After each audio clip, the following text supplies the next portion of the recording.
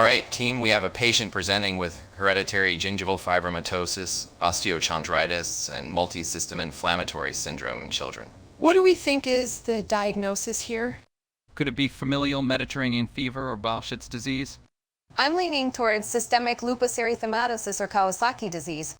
I'm considering chronic recurrent multifocal osteomyelitis or even familial adenomatous polyposis.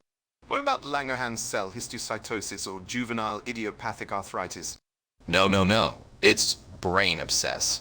We need to act fast. I want all of you to perform a splenectomy on the patient. Are you sure, Hawks?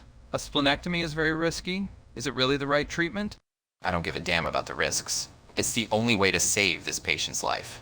Now get to it. You wanted to see me, Tracy? Yes, I did. Hawks, I heard you want to perform a splenectomy on a patient with a brain abscess. Where did you get such a stupid idea? I found it in the first search result on Cortana. It seemed like a viable solution to me. Cortana! How the hell did you get access to it? The IT department disabled it. They're complete quacks. I told them it was essential to our hospital software for diagnosing patients. Jesus, another department you've compromised with your lies. Don't go through with the splenectomy. But Tracy, we have to be willing to try new approaches to save lives. You can't just stick to outdated methods. It's not about being unwilling to compromise. It's about patient safety. We can't risk a patient's life based on a random internet search result. Okay, fine. Cortana, search for ways to remove a brain abscess when standard medical protocol is ignored. Shit. The patient is in critical condition. Oh no, how did this happen? Is it because of the splenectomy? Yes, it seems that the splenectomy was not the correct treatment for the brain abscess. We need to inform Hawks about this immediately. But Frank, shouldn't our priority be the patient's well-being right now? We can deal with Hawks later. I understand your concern, Leslie, but we need to be transparent with Hawks about what happened. We can't hide this mistake. I know, but we need to focus on saving the patient first. Let's stabilize them and then we can figure out how to address this with Hawks. You imbeciles. How could you have messed up the splenectomy in the diagnosis? Are you trying to kill our patient? Wait, but I was sure it was a case of splenomegaly. The symptoms all pointed to it. No, it was clearly anemia. The patient's blood work showed. I think it may have been a combination of both splenomegaly leading to anemia. I still believe it was a rare autoimmune disorder causing the symptoms. Did you clowns forget this started with a brain abscess?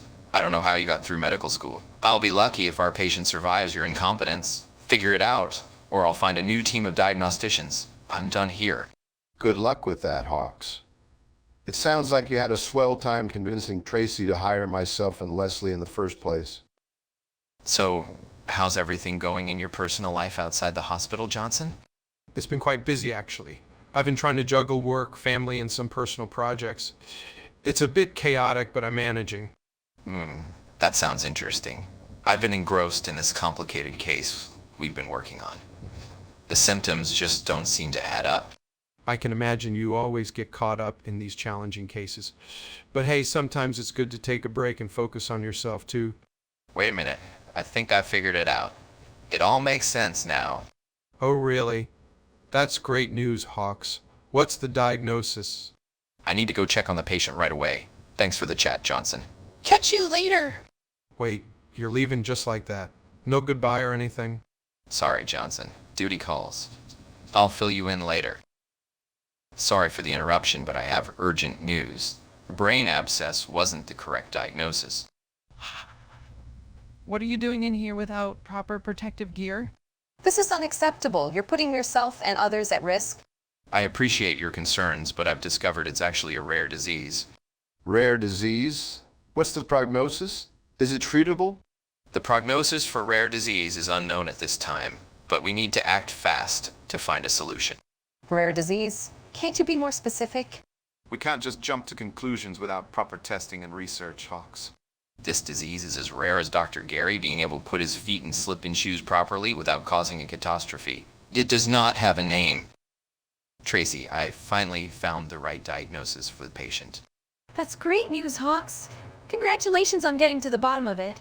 This whole mess with the wrong diagnosis wouldn't have happened if I didn't have a team of incompetent doctors. Hold on, Hawks. You were the one who declared the wrong diagnosis in the first place. Well, maybe if my diagnostics team was more thorough, I wouldn't have missed it. You can't shift the blame onto others when you were the one who made the mistake. Let's not forget I mentioned the correct diagnosis from Cortana's analysis. Bringing up an suggestion as a diagnosis was reckless, Hawks. Maybe reckless, but it was the right call this time. No, it's not. You declared a brand new rare disease and didn't even bother coming up with a name or prognosis for what was going on. The way I see it, this medical episode is far from over. No, we've reached our scheduled conclusion and must move on. Sometimes, shit just happens. Oh, well.